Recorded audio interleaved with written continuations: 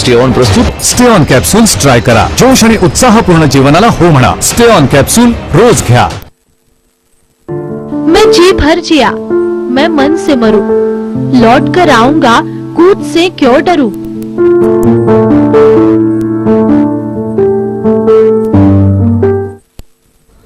नमस्कार, मी आशिष जाधव. लक्षवेधी चर्चेमध्ये तुमचं स्वागत आहे. देशाचे माजी पंतप्रधान अटल बिहारी वाजपेयी अनंतात विलीन झालेले आहेत. त्यांच्या आठवणी ते सोडून गेलेले आहेत. भारतीय राजकारणातला एक सुवर्ण अध्याय अटलजींच्या रूपानं संपलेला आहे. पण अटल बिहारी वाजपेयी यांचं वैशिष्ट्य म्हणजे अनेक वैशिष्ट्य आहेत. त्यापैकी मला जे वाटतं त्या अर्थानं जर का वैशिष्ट्य असेल तर ते भारताची लोकशाही सुदृढ झाली किंवा बळकट झाली आपण जे म्हणतो, त्यामध्ये विरोधी पक्ष सक्षम करण्यासाठी जी मेहनत, जो सिंहाचा वाटा अटलजींनी घेतला, ते त्यांचं वैशिष्ट्य वादातीत आहे.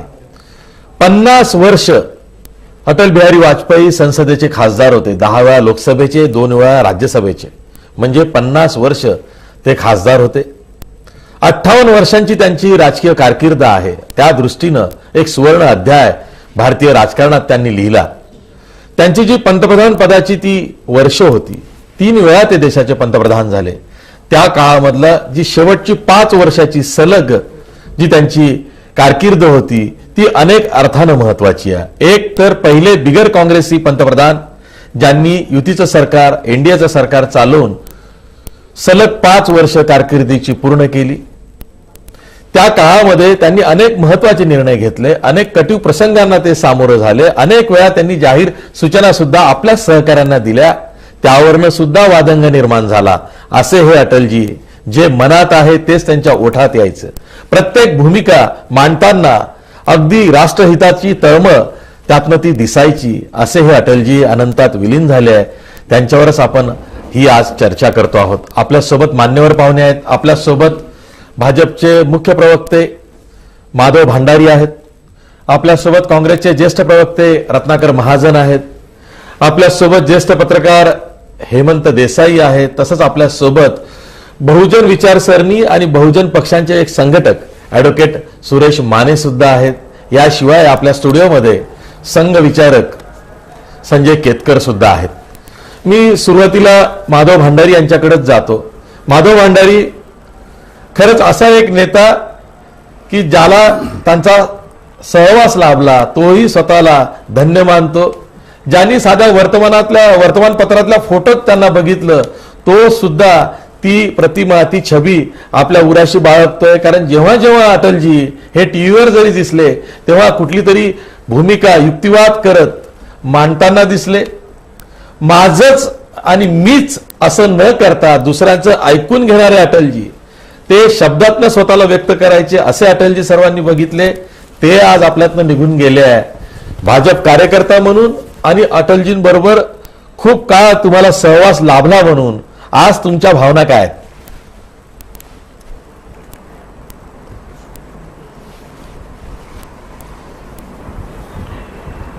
आज माझ्या भावना या सर्व भाजप कार्यकर्त्यांसारख्या आणि खरं तर संपूर्ण देशातल्या जनतेसारख्याच आहेत.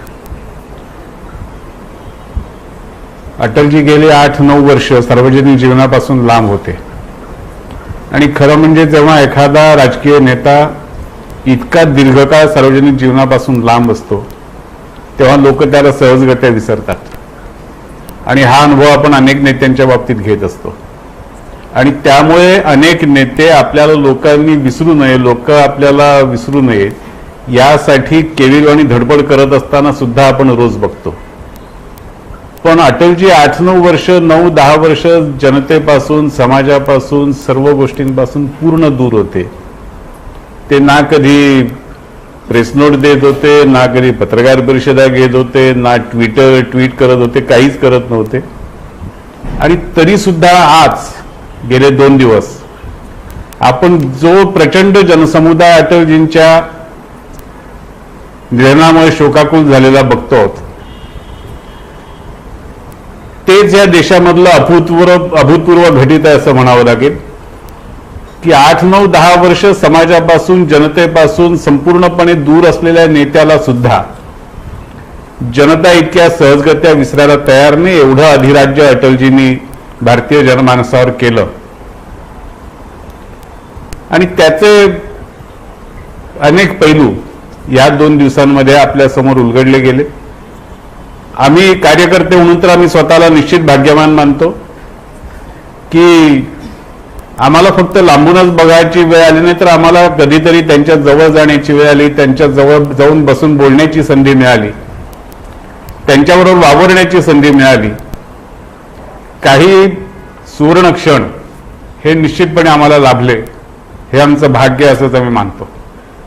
सर, मला तुम्हाला प्रश्न असा विचारायचा आहे की आम्ही कालपासून चर्चा करतो आहोत. अगदी राष्ट्रीय स्वयंसेवक संघामध्ये ते स्वयंसेवक असल्यापासून तर जनसंघाची स्थापना, नंतर जनसंघाचे अध्यक्ष, नंतर आणीबाणीमध्ये त्यांचा सहभाग, पुढे 1980 मध्ये भारतीय जनता पार्टीची स्थापना, पहिले अध्यक्ष, ते अगदी पंतप्रधान झाले 1996 मध्ये पहिल्यांदा तोपर्यंत.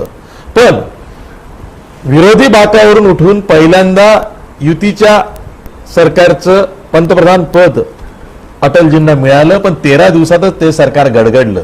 त्यानंतर पुन्हा 2.5 वर्षाची सत्ता त्यांना मिळाली, दुसऱ्यांदा पंतप्रधान झाले, तिसऱ्यांदा झाले तेव्हा त्यांनी सलग 5 वर्ष काढली. मला हा पंतप्रधान पदाच्या काळाची चर्चा करायची आहे. पंतप्रधान म्हणून तुम्हाला त्यांची कोणती वैशिष्ट्य आठवतात किंवा त्यांनी घेतलेले कोणते निर्णय जे कटू असून सुद्धा राष्ट्रहितासाठी घेतले, आणि असे कोणती भूमिका आहे की जी पक्षाच्या विरोधातही गेली पण ती राष्ट्रहितासाठी बरोबर होती, आज तुम्हाला तसं वाटतंय?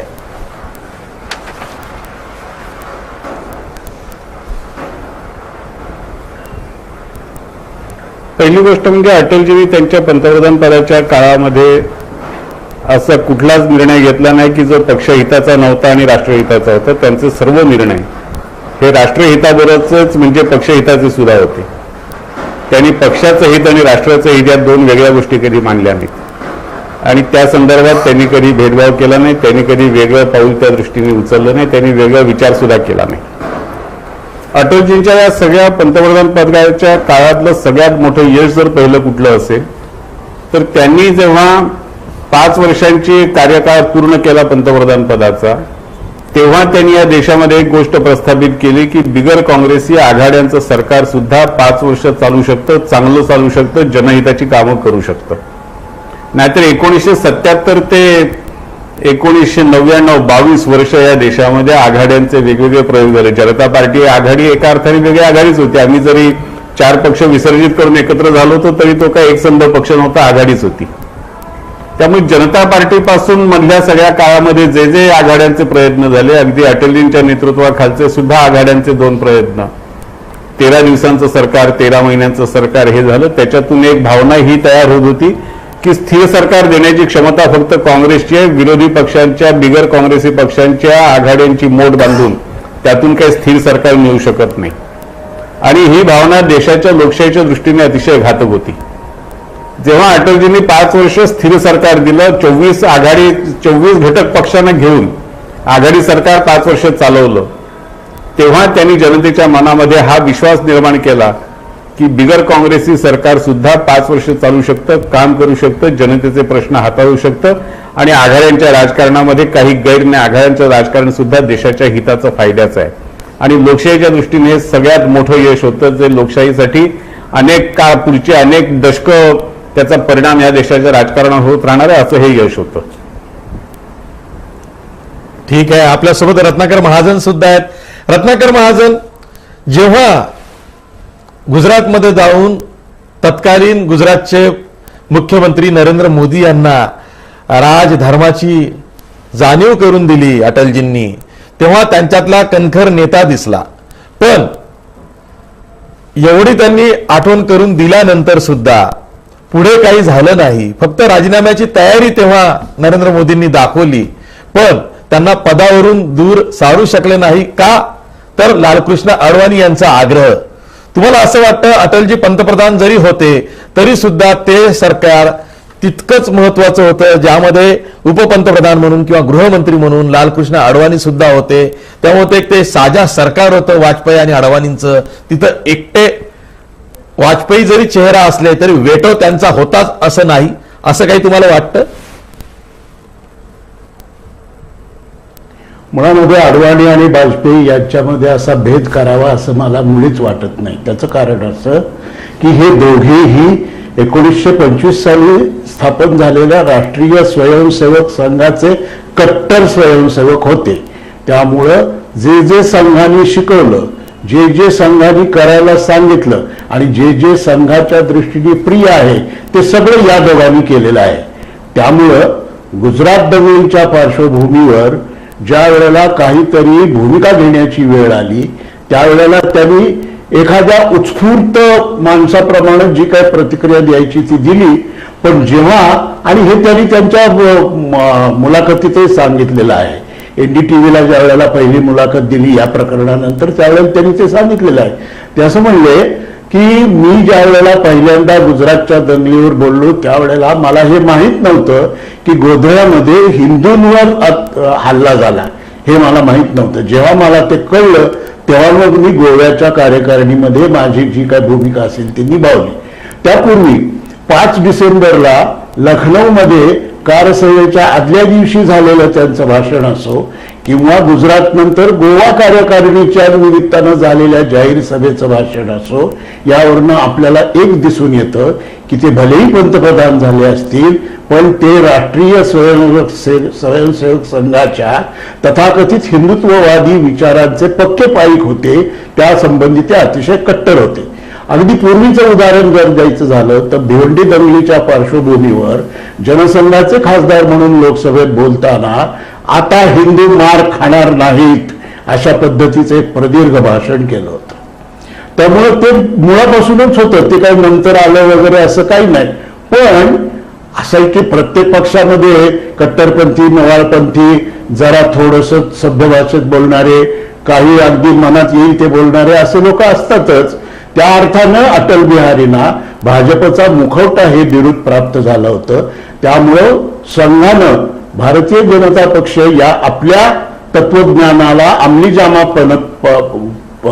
पळवणाऱ्या पक्षाच्या आघाडीचे मुखवटे म्हणून अटल बिहारी यांची निवड केली होती आणि ती भूमिका त्यांनी योग्य प्रकारे निभावली. त्यामुळं त्यांची इच्छा होती पण अडवाणींनी करू दिलं नाही. असा दोघांमध्ये भेद करावा असं मला मुळीच वाटत नाही.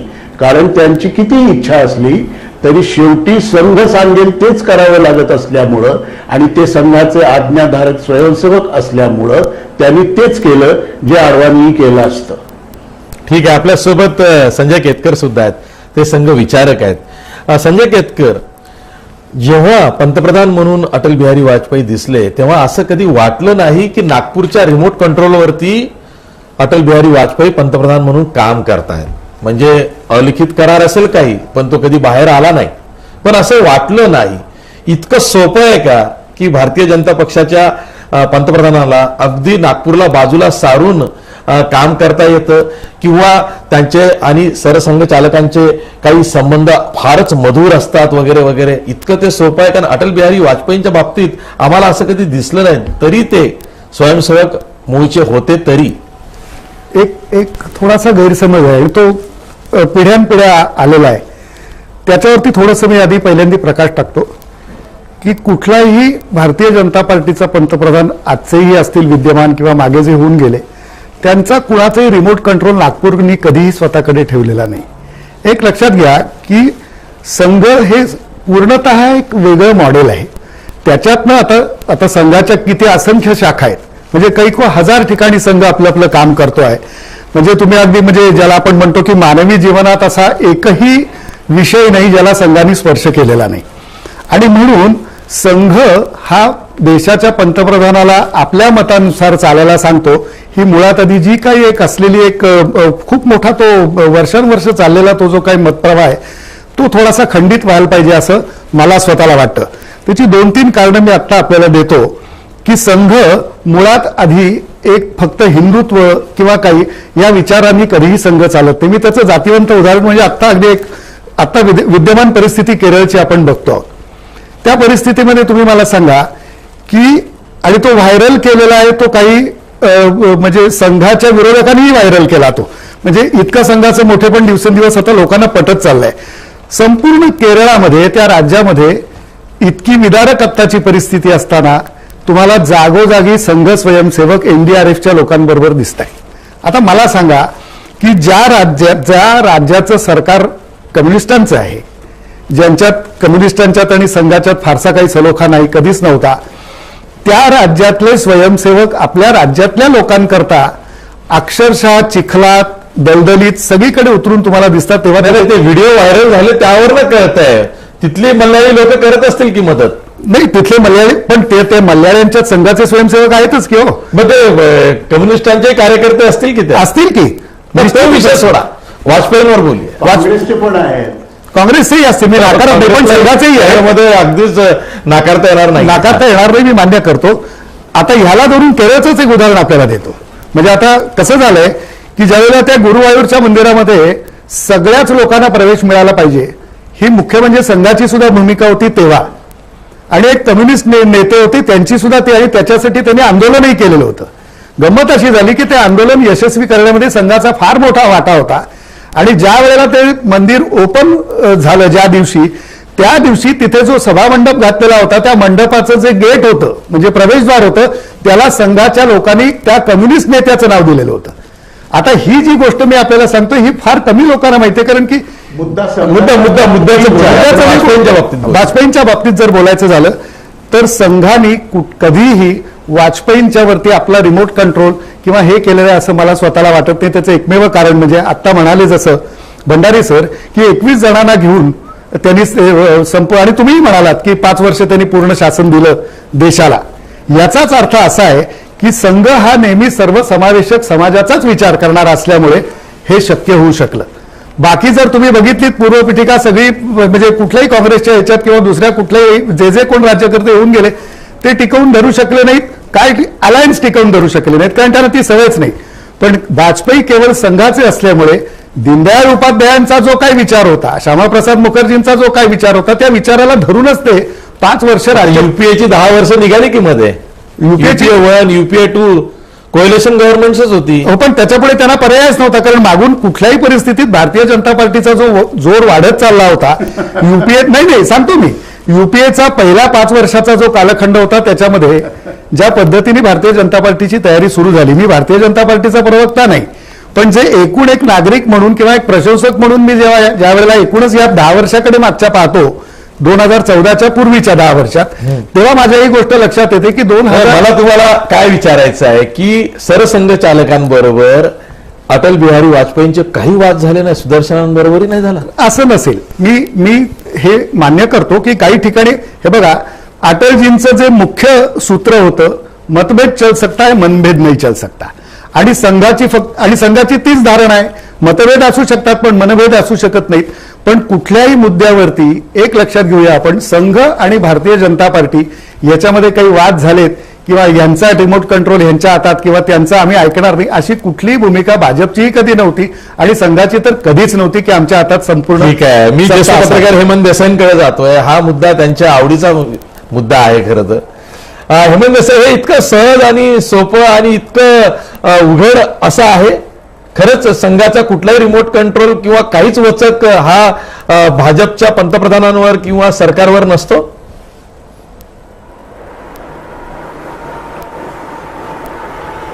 हे केवळ संघ परिवाराच्या मधल्या लोकांना कदाचित स्वतःला पटवून घ्यावं असं वाटत असेल. सर्वसामान्य माणसाला, माझ्यासारख्या निरीक्षकाला तर ते अजिबातच पटत नाहीये. आजचा दिवस तो नाहीये वादाचा, पण तरी सुद्धा हा वादग्रस्त थोडासा मुद्दा उपस्थित केल्यामुळे मी आपल्याला सांगतो की आठवण करून देतो, फॅक्च्युअल गोष्ट सांगतो की सरसंघचालक सुदर्शन यांनी अडवाणी आणि वाजपेयी यांनी निवृत्त व्हावं राजकीय जीवनातनं अशी स्पष्टपणे मागणी केलेली होती. आणि वाजपेयींचा जो संपूर्ण गुजरातची दंगल झाल्यानंतरचा जो दृष्टिकोन होता, आता महाजन जे म्हणाले तो त्यांचा दृष्टिकोन आहे, पण मला असं वाटतं की सगळे जरी संघाच्या संपूर्ण शिस्तीमधनं बाहेर पडले असले तरी ते काही एकसारखे प्रॉडक्ट नसतात. त्यामुळे वाजपेयींचा जो लिबरल चेहरा आहे तो मला मुखवटा वाटत नाही.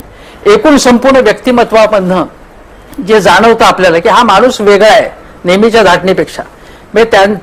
ते स्वतः सुद्धा असं म्हणालेले होते की मी काय बाबा संघाच्या शिस्तीतला माणूस नाहीये, मी थोडा वेगळा आहे. आणि ती अशी अनेक उदाहरणं सांगता येतील आपल्याला, ज्याच्यामधनं की तुम्हाला माहिती आहे की प्रवीण तोगडे असतील किंवा गोविंदाचारी असतील, स्वदेशी जागरण मंच असतील, या सगळ्यांच्या ज्या धोरणांना, म्हणजे साधी गोष्ट आहे की परकीय भांडवलाची मोकळी करणं, दरवाजे उघडणं, अनेक वस्तू ज्या आयात होऊ शकत नव्हत्या अशा आयात करू शकू आपण सहजपणे, अशा वस्तूंची भली मोठी यादी वाजपेयींच्या काळात आली. तेव्हा स्वदेशी जागरण मंचाने मोठ्या प्रमाणावर टीका केली होती त्यावेळी, किंवा त्यांच्या कामगार संघटनेने सुद्धा टीका केलेली होती.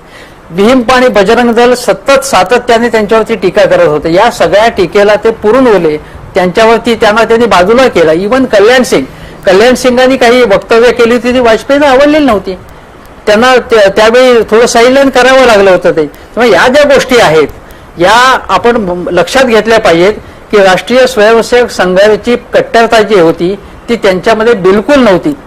आणि ती जे कट्टरता असती, तुम्हाला साधी गोष्ट सांगतो की चंद्रशेखर हे जिथून बलिया त्यांचा जो मतदारसंघ आहे तिथून सुद्धा ते निवडून यायला तशी वाजपेयींची इच्छा असायची, म्हणजे तशा प्रकारचा ते कॅन्डिडेट द्यायचे ते चंद्रशेखर यांच्यामध्ये. म्हणजे हे जे इव्हन जॉर्ज फर्नांडिस आणि नितीश कुमार हे जर संघ परिवाराच्या म्हणजे या सरकारामध्ये सामील झाले भाजपच्या, हे अनेकांना पुरोगामींना मान्य नव्हतं. पण या दोघांची मनं जिंकली, वाजपेयी होते म्हणून ते त्या ठिकाणी गेले. शरद यादव अशी आपल्याला अनेक उदाहरणं देता येतील. यांच्याबरोबर त्यांची आणि अडवाणी जर असते पंतप्रधान, असं झालं मी की अडवाणी जर पंतप्रधान असते तर धोरण वेगळं असतं की नाही. माझ्या मते स्पष्टपणे धोरण वेगळं असतं. अडवाणींचा मोठेपणा हा की त्यांनी काल सुद्धा त्यांची एक मुलाखत जी जुनी पुन्हा दाखवण्यात आली होती इंग्रजीतली, त्यामध्ये सुद्धा ते म्हणाले की वाजपेयींकडे जे होतं करिश्मा होता त्यांच्याकडे, ते सिनियर सुद्धा होते, ते माझ्याकडे नाहीये. हे मला माहिती होतं, मी संघटनेचा माणूस आहे. आणि हा जो दोघांचाही मोठेपणा आहे किंवा दोघांचं मतभेद आहेत पण दोघांचं जे साहचर्य आहे, मला वाटतं की तुम्ही जो प्रश्न विचारला त्या पलीकडे जाऊन सांगतो की आजचे जे सगळे चित्र मी बघितलं, भाजप आणि आता भंडारी माझ्याबद्दल काही बोलतील किंवा केतकर साहेब बोलतील, माझं म्हणणं आहे या मतभेदा पलीकडे जाऊन मी सांगतो की आज जे चित्र दिसलं मला की भारतीय जनता पक्ष एक कुटुंब म्हणून जे दिसलं आणि ही जी काही भावना दिसली ती अटॅचमेंट आहे, त्याचं कुठेतरी आपण त्याची दाद दिली पाहिजे होती. म्हणजे इंदिरा गांधी गेल्या तेव्हा सुद्धा लोकांना असं प्रचंड वाईट वाटलं होतं, पण एक पक्ष म्हणून जी एक साखळी आहे, जे नातं आहे, ते माझ्या मते हे विरोधी पक्षांनी सुद्धा याचं कौतुक करायला पाहिजे. हे खूप चांगलं. आज जुना आमचा कार्यकर्ता तितक्याच निष्ठेनं तिथं हजर होता, आला होता. आणि जो सध्या सत्तेत असलेला कार्यकर्ता सुद्धा तितक्याच निष्ठेनं आज हजर होता. याच मुद्द्यावरती मला असं वाटतं माधव भंडारींना काहीतरी बोलायचं आहे. माधव भंडारी, तुम्हाला काय आक्षेप आहे हेमंत देसाईंच्या बोलण्यावर?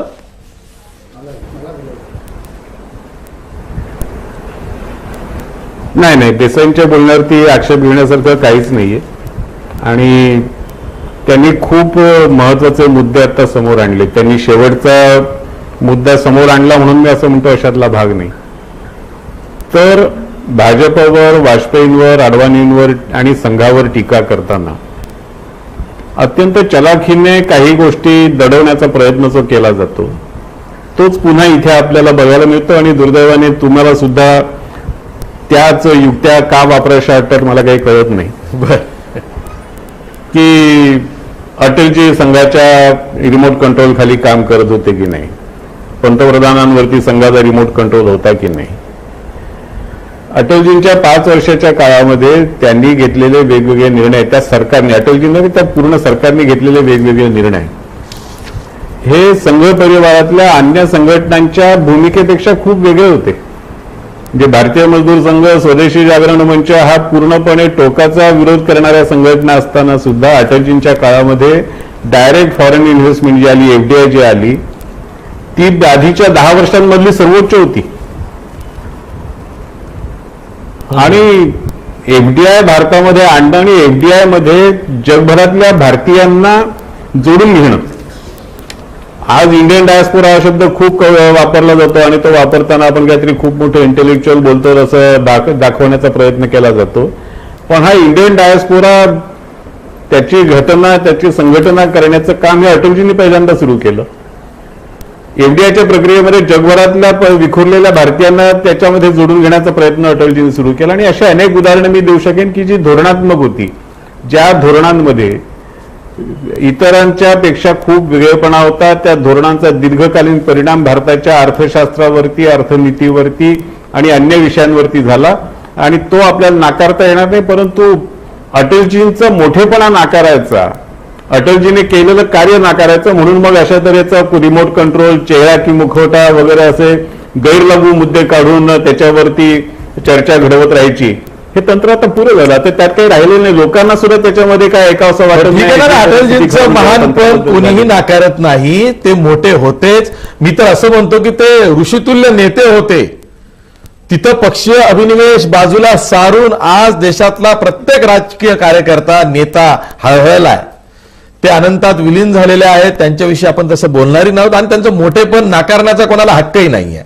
आपल्याला चर्चा करायची आहे, ही पुढे न्यायची आहे. ब्रेक नंतर मी ऍडव्होकेट सुरेश माने यांच्याकडे जाणार आहे आणि मी त्यांना विचारणार आहे की भाजपमध्ये गांधीवादी समाजवाद रुजवायचा असं म्हणत अटल बिहारी वाजपेयी यांनी कारकीर्द सुरू केली. ते आले, पण नंतर मंडल कमंडल राजकारण सुरू झालं. त्यामध्ये कोएलिशन्स गव्हर्नमेंट हे आपल्याला राज्यांमध्ये आणि केंद्राच्या पातळीवरती स्थापन होताना दिसले. ते विखुरलेले आपण बघितले. त्या काळातले वाजपेयी, त्यांची भूमिका ती खूप महत्वाची आहे. त्यावरती ऍडव्होकेट सुरेश माने प्रकाश टाकतील असं मला वाटतंय आणि ब्रेक नंतर त्यावरच आपण चर्चा करणार आहोत. मैं जी भर जिया, मैं मन से मरू, लौट कर आऊंगा कूद से क्यों डरू. ब्रेक नंतर पुन्हा तुमचं स्वागत. मी जातोय ऍडव्होकेट सुरेश माने यांच्याकडे. ऍडव्होकेट सुरेश माने, जसं मी ब्रेक पूर्वी म्हणालो की कोएलिशन्स गव्हर्नमेंट फॉर्म व्हायला लागली 1990च्या सुरुवातीपासूनच. आणि आपण मग उत्तर प्रदेशमध्ये बघितलं, नंतर केंद्रातही बघितलं, अनेक राज्यांमध्ये बघितलं. पण त्यावेळेचे जे अटल बिहारी वाजपेयी होते, त्यांची जी भाजप नेते म्हणून भूमिका असेल, विरोधी पक्षाच्या नेते म्हणून भूमिका असेल आणि पंतप्रधान म्हणून जेव्हा ते कोएलिशन गव्हर्नमेंट चालवत होते तेव्हा म्हणून ती असेल, तर त्यांच्या भूमिकेचं वैशिष्ट्य तुम्हाला काय वाटतं? कारण कोएलिशन गव्हर्नमेंट्स हे फॉर्म करणं, ती चालवणं, त्याला मदत करणं, त्याला सपोर्ट करणं, असे वेगवेगळे पैलू आहेत.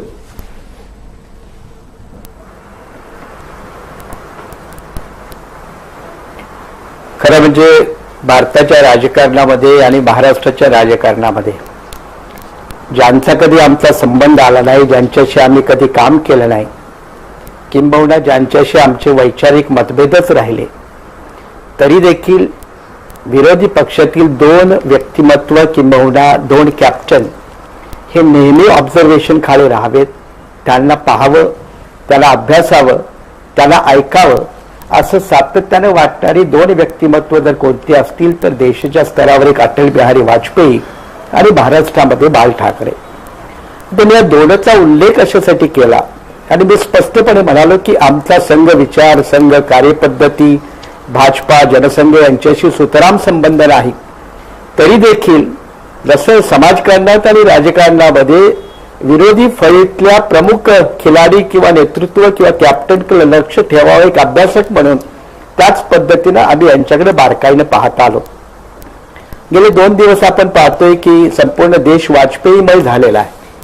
आणि ते का झालेलं आहे याच्या भावना एक भाजपा कार्यकर्ता म्हणून जरी कोणी वेगळ्या मांडल्या, तरी सर्वसाधारण एखादा राजकीय कार्यकर्ता म्हणून देखील तो सन्मानजनक भावना मांडेल याविषयी काही दुमत असण्याचं कारण नाही.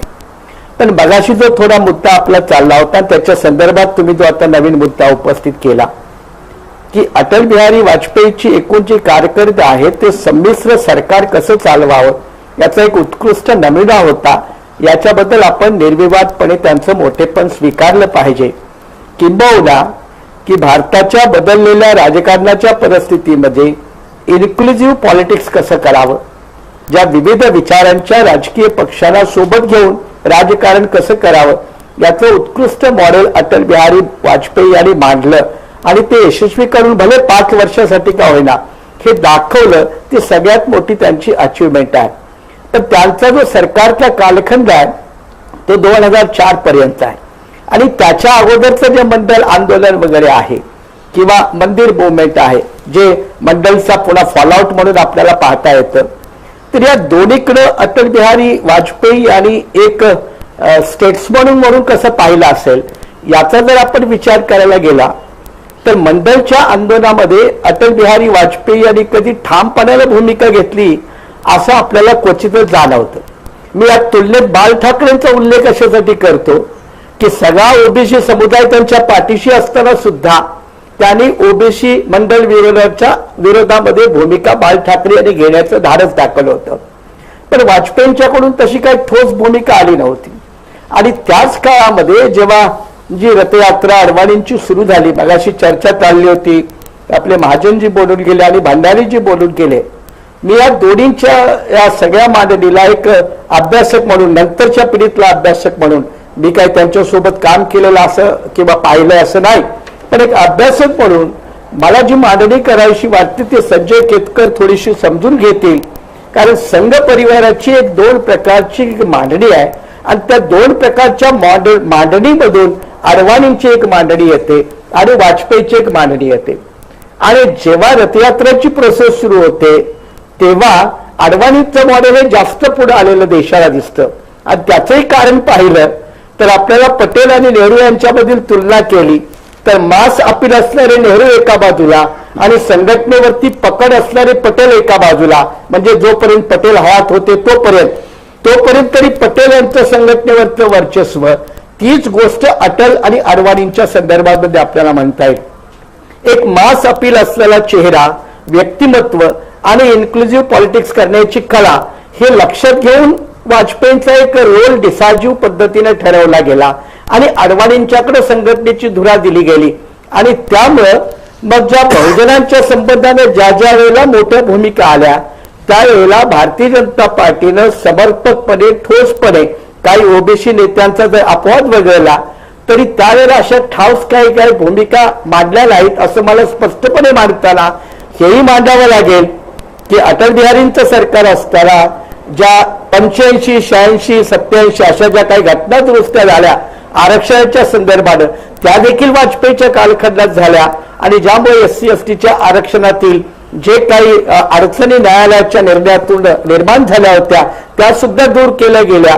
पण खऱ्या अर्थानं जे काय आपण बंडलचा संदर्भ केला त्या कॉन्टेक्स्टमध्ये आणि त्याला काउंटर म्हणून जेव्हा जे मंदिर मुवमेंट आहे किंवा मंदिर मुवमेंटचा जो उपयोग आहे त्याला अपोज करताना कुठं वाजपेयी प्रकर्षाने पुढे येत नाहीत. किंबहुना ज्याचा मगाशी उल्लेख झाला की बाबरी मस्जिद डिमॉलिश झाल्यानंतर त्यांनी दुःख तर व्यक्त केलं पण नंतर त्यांनाही ते पार्लमेंटमध्ये डिफेंड करावं लागलं. आणि त्यामुळं वाजपेयी एका बाजूला मॉडरेट जरी चेहरे होते तरी जुनी आपण हिस्ट्री पाहिली तरी ते कट्टर स्वयंसेवक संघ होते. आणि म्हणूनच बलराज मधोक सारख्या प्राध्यापकाला आपल्या अगदी म्हणजे बहिष्कृत आयुष्य जगावं लागलं होतं.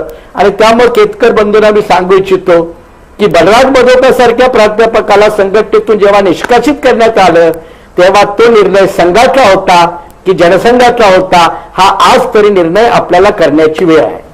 ठीक आहे, मी त्या वादात आता पुन्हा पडत नाहीये. मी जातोय रत्नाकर महाजन यांच्याकडे. रत्नाकर महाजन, जेव्हा PV नरसिंहराव यांची आर्थिक धोरणं ज्याला आपण मनमोनॉमिक्स म्हणतो किंवा मनमोहन सिंग यांचं अर्थशास्त्रानुसार जी काही भारतानं पुढं आर्थिक दिशा ठरवली, अर्थव्यवस्था स्वीकारली, त्यानुसार पुढे पाठपुरावा हा वाजपेयींनी सुद्धा त्यांच्या सरकारांच्या काळामध्ये केलेला दिसतोय. त्यामधलं एक त्यांचं वैशिष्ट्य म्हणून आपण खासगीकरण किंवा निर्गुंतवणूक धोरणाकडे आपण बघूया. एकीकडे मनमोहन सिंग यांनी जी अर्थव्यवस्था नव्यानं लागू केली त्यानुसार मार्गक्रमण करायचं आणि त्याच वेळेस आपलं म्हणणं हे निर्गुंतवणूक धोरणाच्या बाबतीत मांडून ते पुढे सिद्ध करायचं, ही जी दुहेरी कसरत केली. पण त्यांनी आधीच्या सरकारची जी धोरणं होती त्यापासून कत घेतली नाही. हे सुद्धा एक त्यांचं जग कुठं चाललंय, आपला देश त्या प्रवाहात गेला पाहिजे म्हणून त्यांनी ती युटर्न घेतला नाही, आधीच्या धोरणापासून फारकत घेतली नाही असं म्हणता येईल. नरसिंहराव पंतप्रधान असताना त्यांना सर्वप्रथम हे जाणवलं की जागतिक अर्थव्यवस्थेच्या वाटचालीच्या तुलनेमध्ये भारतीय अर्थव्यवस्थेची वाटचाल मंदावू लागलेली आहे. त्यामुळं त्याच्या आड येणारे जे काही जुने कायदे नियम वगैरे आहेत ते बदलले पाहिजेत आणि भारतीय अर्थव्यवस्था ही अधिक खुली केली पाहिजे. या नरसिंहरावांच्या धोरणानुसार त्यांचे अर्थमंत्री मनमोहन सिंग यांनी आर्थिक धोरणांच्या खुलेकरणाची प्रक्रिया सुरू केली. पण हे असं आहे की एकदा पोतडीतून बाहेर काढलं की नंतर पोतडीत पुन्हा ठेवता येत नाही का, घालता येत नाही. कारण जर घातलं तर आधी जे काही केलं त्याचे एकदम उलटे परिणाम दिसून येतात. त्यामुळं 91 साली सुरू झालेली आर्थिक उदारीकरणाची आणि खुलेकरणाची प्रक्रिया ही पुढे चालू ठेवणं भागच होतं. तेवढा भ्रष्टपणा अटल बिहारींच्या मध्ये होता. पण तरी सुद्धा अटल बिहारी वाजपेयींनी ही आर्थिक धोरणं पुढे चालवण्याच्या संदर्भात जी धोरणं घेतली त्यांना त्यांच्याच पक्षातून विरोध होता, त्यांच्याच संघ परिवाराच्या विविध संघटनांचा विरोध होता. त्या विरोधाला न जुमानता अटल बिहारींनी ती धोरणं पुढे चालू ठेवली. पण त्यात एक सूक्ष्म फरक आहे. तो असा आहे की अटल बिहारी वाजपेयींच्या मंत्रिमंडळातले अर्थमंत्री यशवंत सिन्हा यांच्या पहिल्या अर्थसंकल्पीय भाषण जर आपण बघितलं तर त्यात त्यांनी 2 शब्द वापरले होते. एक होतं शायनिंग इंडिया, इंडिया शायनिंग, आणि दुसरं होतं फील गुड फॅक्टर. हे जे 2 शब्द त्यांनी वापरले हे काही केवळ शब्द नव्हेत, तर हे 2 शब्द म्हणजे वाजपेयी सरकारच्या आणि भारतीय जनता पक्षाच्या वर्ग कला संबंधीचे हे शब्द आहेत. म्हणजे खुलेकरणाची, मोकळीकरणाची या प्रक्रियेचा फायदा जास्तीत जास्त कुणाला होईल हे सजेस्ट करणारे हे 2 शब्द होते. हा सूक्ष्म फरक आधीच्या मुक्त आर्थिक धोरणामध्ये आणि अटल बिहारी यांच्या नेतृत्वात खालच्या मंत्रिमंडळाच्या आर्थिक धोरणामध्ये होता. आता याचे परिणाम काय झाले तर खरं म्हणजे असं आहे की खुल्या आर्थिक धोरणाबद्दलचं काँग्रेसचं धोरण आणि भारतीय जनता पक्षाचं धोरण यातला गुणात्मक फरक असा आहे की भारतीय जनता पक्षाचं धोरण हे धरसोडीचं राहिलेलं आहे. अगदी FDIचं जरी उदाहरण घेतलं, GSTचं जरी उदाहरण घेतलं तरी हे ज्या वेळेला प्रथम सुचवण्यात आलं आणि संसदेत प्रथम चर्चा झाली त्यावेळेला FDIला विरोध केलेला होता, आर्थिक सुधारणांना सुद्धा विरोध केलेला होता. GSTला तर विरोध असा होता की साऱ्या देशाने ही प्रणाली अंमलात आणली तरी मी माझ्या राज्यात ती अंमलात आणणार नाही असा पराकोटीचा विरोध होता. आज त्याचंच श्रेय घेण्याची चढाओढ चालू आहे. पण तो मुद्दा वेगळा. मुद्दा असा आहे की एकदा आर्थिक उदारीकरणाची आणि खुलेकरणाची प्रक्रिया सुरू झाली की ती मध्ये थांबवता येत नाही. थांबवली तर ती विपरीत परिणामकारी ठरते. मगाशी राजीनाम्याचा विषय निघाला म्हणून आपल्याला सांगतो, ज्या वेळेला त्या सुदर्शनजींनी राजीनाम्याची सूचना केली त्यावेळेला पक्षाच्या एका बैठकीमध्ये तिरिमिरीत अटल बिहारी वाजपेयी बोलले होते की ना टायर्ड ना रिटायर्ड, अडवाणी जी के नेतृत्व में पक्ष आगे चलता रहेगा. हे कशाचं निदर्शक होतं. त्यामुळं फार इतिहासात जाऊ नये. त्याचं कारण मरणांतानी वैराणी. पण मरणांतानी वैराणी याचा अर्थ जीवनांतानी कर्माणी असं होत नाही. म्हणजे असं की एखाद्या माणसाच्या मृत्यूनंतर त्याचा फक्त गौरवच करावा असं असलं तरी तो जिवंत असताना आणि सार्वजनिक जीवनात कार्यरत असताना त्याच्या गुणावरुणांचा परिणाम सार्वजनिक जीवनावर काय झाला, त्यांनी घेतलेल्या विविध भूमिकांचा परिणाम एकूण देश परिस्थितीवर काय झाला या संबंधी आपली मतं व्यक्त करायला कोणी जर उत्सुक असेल किंवा इच्छुक असेल तर त्याला एकदम असं कचऱ्याच्या कुंडीत फेकून देण्याची असहिष्णुता ही भारतीय समाजाची नाही. ठीक आहे. माझ्या म्हणणारे मला तुम्हाला एक प्रश्न असा विचारायचा आहे की अटल बिहारींच्या काळात, वाजपेयींच्या काळामध्ये ज्या महत्वाच्या गोष्टी घडल्यात, म्हणजे आपण रस्ते विकासांचं घेऊ, सुवर्ण चतुष्कोन महामार्ग असेल किंवा ग्राम सडक योजना असेल, पंतप्रधान सडक योजना असतील, ह्या ज्या पद्धतीनं राबवल्या गेल्या त्यामुळं गुजरात सारख्या राज्यामध्ये सुद्धा अतिदुर्गम भागात रस्त्यांचं जाळं विणलं गेलं आणि त्याचाच मग फायदा हा गुजरात मॉडेलला विकासासाठी झाला आणि देशभरात सुद्धा ते दिसलं. पण त्याचं गुणगौरव आज गाताना कोणी दिसत नाही. किंवा चांद्रयान मोहीम घ्या, त्यांनी घोषणा केली आणि नंतर ती योजना यशस्वी झाली. किंवा कारगिलचं युद्ध घ्या, ऑपरेशन विजय घ्या, ह्या ज्या गोष्टी आहेत याचं श्रेय अटल बिहारी वाजपेयींना त्यांच्या सरकारला देण्यात कुठेतरी कुचराई होते आहे असं वाटत नाही. कारण काँग्रेसवर आपण दोष देऊ शकतो की गेले 70 वर्ष त्यांनी काहीच केले नाही, पण त्या 70 वर्षामधली 6.5 वर्ष ही अटल बिहारी वाजपेयी सरकारची पण होती, याचा विसर पडतोय असं वाटत नाही.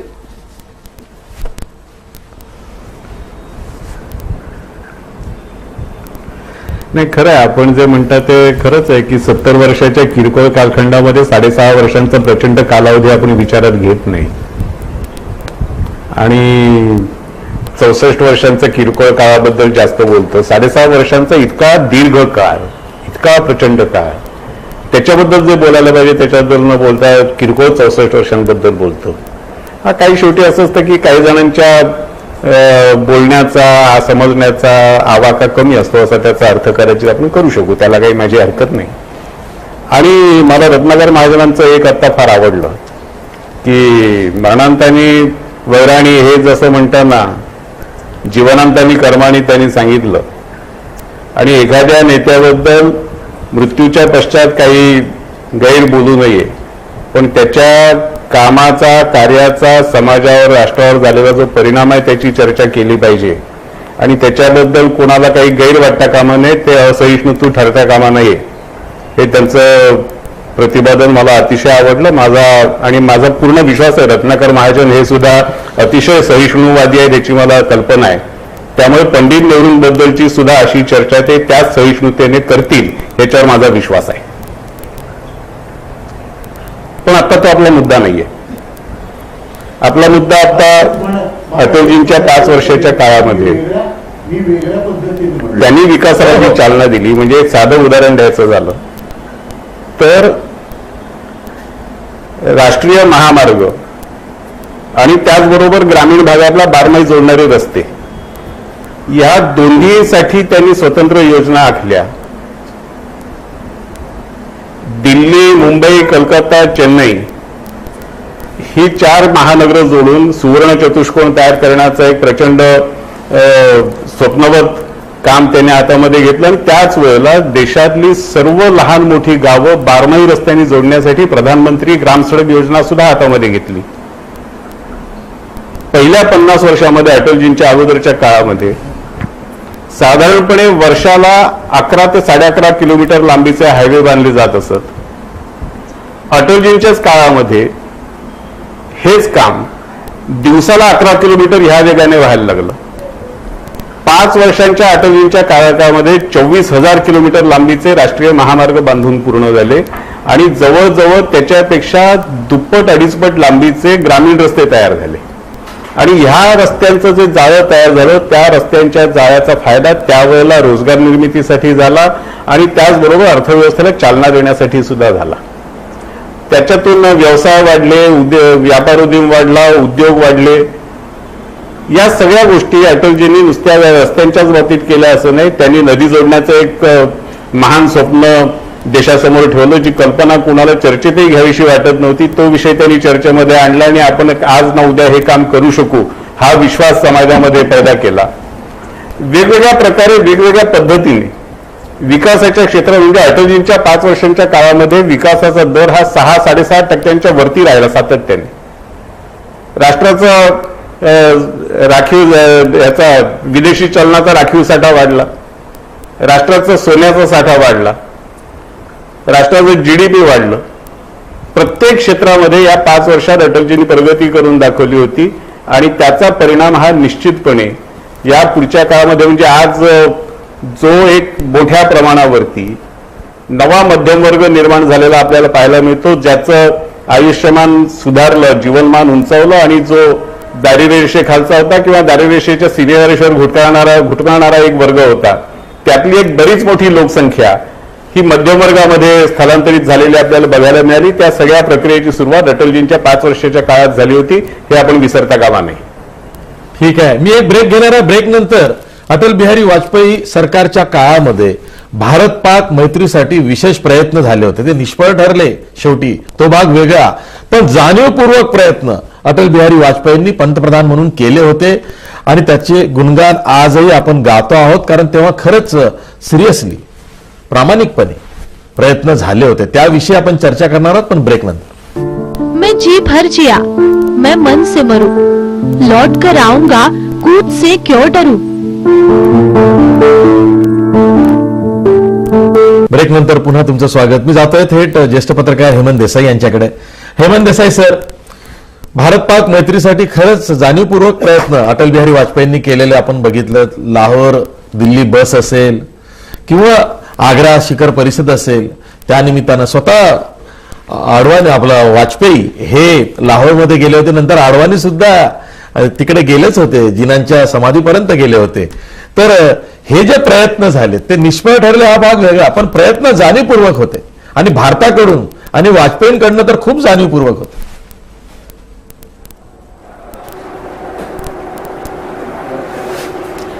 तुमच्या प्रश्नाला उत्तर देण्यापूर्वी फक्त एकाच गोष्टीचा निर्देश करतो की जीएसटी हा जो विषय सुरू झाला तो वाजपेयींच्या काळात सुरू झाला.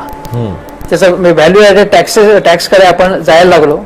दुसरी गोष्ट म्हणजे टॅक्स रिफॉर्म्स म्हणजे केळकर समितीची स्थापना डायरेक्ट आणि इनडायरेक्ट टॅक्सेसमध्ये ही वाजपेयींच्या काळात सुरू झाली. आता तुम्ही जो प्रश्न विचारला त्याच्यामध्ये दोन गोष्टी सांगायला पाहिजे की त्यामध्ये पोखरणचा उल्लेख करायला पाहिजे. वाजपेयींचं असं म्हणणं होतं की इंदिरा गांधीने 1974 साली पोखरण अणुचाचणी घेतली आणि आम्ही आत्ता घेतली. 1974 साली असा काय धोका होता की त्यांनी चाचणी घेतली, आम्ही त्यांच्या चाचणीचं समर्थन केलं, मग आम्ही आता चाचणी केली तर तुम्ही टीका का करता, असा त्यांचा प्रश्न होता. या चाचणी त्यांनी केली, अमेरिकेच्या नकळत केली. हा भाग सॅटेलाइट्सना ते सिग्नल्स आले नाहीत, हा गोष्ट हा चातुर्यच आहे. पण त्याच्या पलीकडे त्यानंतर जे आपण आयसोलेशन म्हणजे आपल्याला अलग पाडण्याचा जो सगळं काम झालं अमेरिकेसकट बाकीच्या देशांनी, त्यावेळी सीटीबीटीवरती आपण सही करावी म्हणजे अण्वस्त्र प्रसारबंदी करारावरती आपण सही करावी म्हणून दबाव आणला अमेरिकेचा. पण तो दबावाला त्यांनी दाद दिली नाही आणि जसवंत सिंग आणि टॅलबॉट हे परराष्ट्र जे मंत्री होते अमेरिकेचे, यांच्या चर्चेच्या अनेक फेऱ्या झाल्या. त्यानंतर अमेरिकेची भूमिका निवडली आणि आपण त्यानंतर मनमोहन सिंगांनी जो आण्विक करार केला तो करार करण्यासाठी म्हणून जे वातावरण व्हायला पाहिजे होतं, जी स्टेप्स पडायला पाहिजे होते ते वाजपेयींच्या काळात पडले, हे आपण मान्य करायला पाहिजे होतं. पाकिस्तानच्या बाबतीत म्हणायची गोष्ट म्हणजे त्यांनी जेव्हा लाहोरची बसयात्रा केली त्यावेळी मला आठवतं की देवानंद सारखे लोक स्वतः ते घेऊन गेलेले होते आणि त्यांनी तिथे सांगितलं की आपल्याला युद्ध नको आहे. वाजपेयींना माहित नव्हतं का की याचा फारसा काही उपयोग होणार नाहीये, पण त्यांची भूमिका अशी होती की पाकिस्तानचे शासक पाकिस्तानचे लष्करशाह वेगळे, पण पाकिस्तानच्या सर्वसामान्य जनतेला भारताचा पंतप्रधान येऊन सांगतोय की आपल्याला शांती पाहिजे, युद्ध नको, याचा काहीतरी चांगला मेसेज जाईल, पाकिस्तानमध्ये काहीतरी पॉझिटिव्ह बदल सकारात्मक बदल होईल असं त्यांना विश्वास वाटत होता. त्याच्यानंतर ताबडतोब कारगिल झालं. आता कारगिल जेव्हा झालं तेव्हा कारगिलचे संपूर्ण त्याच्यामधनं भारत पाकिस्तान संपूर्ण सगळ्या आघाड्यांवरती युद्ध होण्याची भीती होती आणि ती भीती आणि दोन्ही न्यूक्लिअर स्टेट झालेली होती. अशी भीती त्यांनी टाळण्याचा प्रयत्न करण्यासाठी म्हणून अमेरिकेला विश्वासात घेतलं त्यांनी त्यावेळी. आणि त्यानंतर अमेरिकेच्या दबावानंतर कारगिलमधनं आपण चोप तर त्यांना दिलाच, पण त्यांना माघार घ्यावी लागली. क्लिंटन यांची भूमिका महत्वाची होती. त्यानंतर क्लिंटन यांनी भारताचा दौरा केला.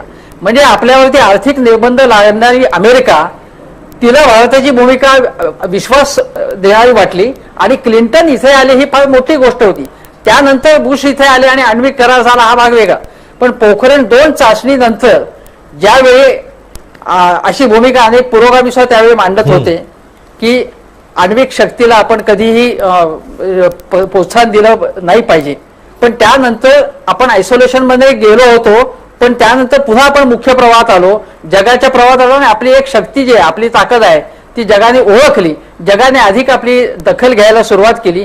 हा एक फार महत्वाचा बदल आहे. आणि पाकिस्तानच्या बाबतीत आणखीन एक सांगण्याची गोष्ट म्हणजे त्यांनी बॅक चॅनल मधनं सुद्धा वाटाघाटी सुरू केलेल्या होत्या. एवढंच नव्हे तर शाबीर शहा जे आता हुरियत मधले एक नेते आहेत आणि आता खूप मागे पडलेले, शाबीर शहा सारख्या लोकांना शी चर्चा केली पाहिजे, हुरियतशी चर्चा केली पाहिजे अशी त्यांची भूमिका होती.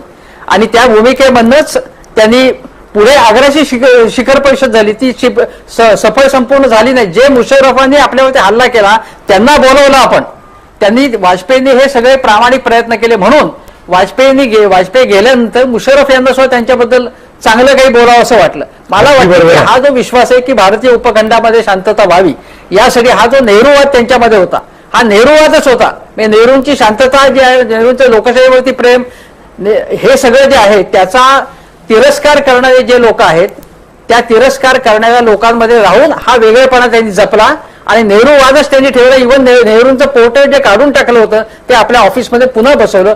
हे मला वाटतं फार महत्वाची गोष्ट ठीक आहे. संजय केतकर, तुम्हाला काय म्हणायचं आहे? मला याच्यात असं म्हणायचं आहे आता की देसाई सरांनी सांगितलं की नेहरूंची ती भूमिका होती पाकिस्तानची, आपला सलोखा असायला पाहिजे वगैरे. पण मला आपल्याला एक इथे सांगायचं आहे की अखंड भारत ही संकल्पना संघाची आहे आणि संघ स्वयंसेवक अटल बिहारी वाजपेयी हे कायमस्वरूपी राहिलेले आहेत. मुद्दा असा आहे की मुशर्रफची चर्चा करताना ज्यावेळेला ते तिथे गेले तेव्हा मुशर्रफ त्यांना असं म्हणाले की काश्मीर के बिना पाकिस्तान अधुरा आहे. त्यावेळेला अटल बिहारी वाजपेयी त्यांना असं म्हणाले की पाकिस्तान के बिना हिंदुस्तान अधुरा आहे.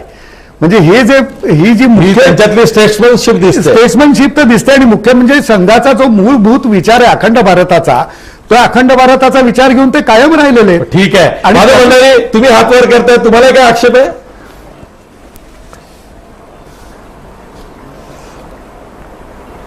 नाही, आक्षेप नाही. देसाईंनी जो मुद्दा मांडला त्याच्यामध्ये मला थोडी भर घालायची आहे की पोखरणच्या अणुचाचणीनंतर पाकिस्तान, अमेरिकेने भारताबद्दल घेतलेल्या भूमिकेमध्ये अटलजींच्याच कार्यकाळात जो 360 डिग्रीचा युटर्न अमेरिकेने घेतला त्याची नोंद आपण पाहिजे त्या पद्धतीने घेत नाही. ज्या जसवंत सिंग टॉल्बट चर्चांचा उल्लेख केला, 8 फेऱ्या जसवंत सिंग आणि टॉल्बट यांच्यामध्ये झाल्या आणि त्याच्यानंतर जेव्हा क्लिंटन भारतामध्ये आले, क्लिंटन भारतामध्ये 5 दिवस राहिले मला होते. बोलायचं इथं म्हणजे भारतावरती आर्थिक निर्बंध घालणाऱ्या अमेरिकेचा अध्यक्ष भारतामध्ये येऊन 5 दिवस राहिला आणि परत जाताना पाकिस्तानमध्ये फक्त 5 तास थांबला, की जो पाकिस्तानला आपला अत्यंत जवळचा मित्र मानत होता. आणि नंतर अमेरिकेने भारताबरोबर जो नागरी आण्विक करार केला, आपला जो आण्विक करार अमेरिकेबरोबरचा आहे तो सिव्हिक आहे, मिलिटरीचा नाहीये, नागरी आण्विक करार आहे. हा नागरिक आण्विक करार हा अमेरिकेने फक्त भारताबरोबर केलाय, बाकी बरोबर कुणाबरोबर केला नाही. सुरू झाली. त्यामुळे या अमेरिकेने धोरण बदललं. अटलजींनी जी पावलं उचलली, अटलजींनी जे सुरुवात करून दिली. रत्नाकर महाजन,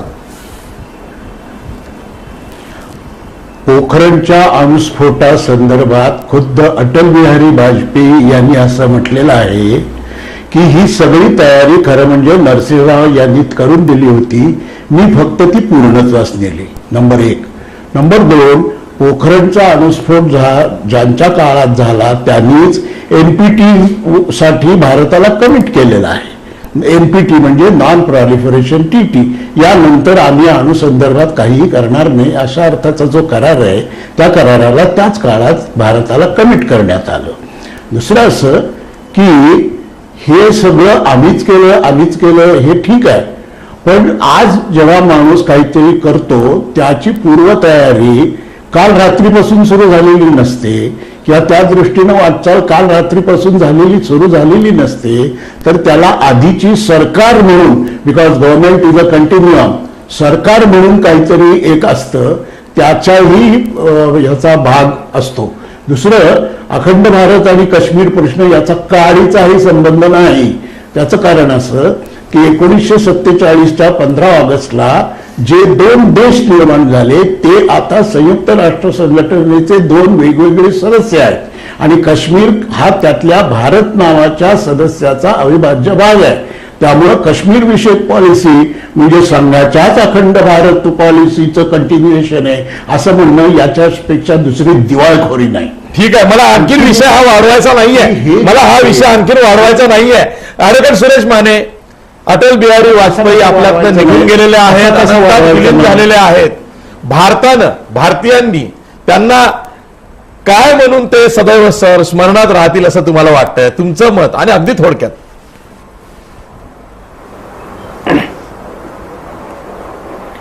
आशिष, एक गोष्ट खरी आहे की काही व्यक्तिमत्व, काही राजकीय नेतृत्व व्यक्तिमत्व हे पक्षाच्या बाहेर देखील आपल्या विरोधकाला देखील मान्य असतात, त्यांना ती जवळची वाटतात.